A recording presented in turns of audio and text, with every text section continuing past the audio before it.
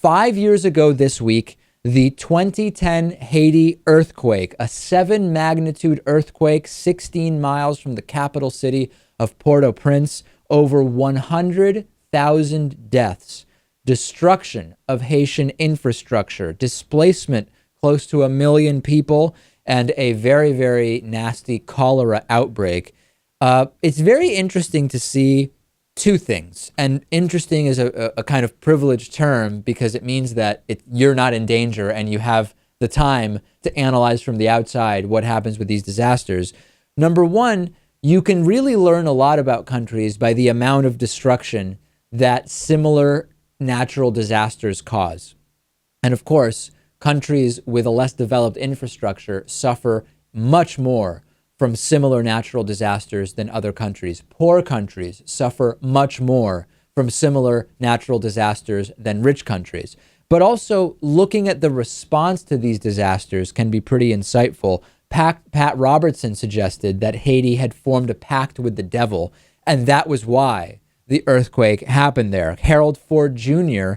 liked hearing what George W. Bush had to say about the disaster. President Obama responded quickly, offered aid, and Rush Limbaugh thought that the response was too fast, and Fox does not air the Haiti telethon that was done. Remember, celebrities and musicians and athletes coming together for this fundraiser for Haiti, and Fox News, the one network that chose not to air that.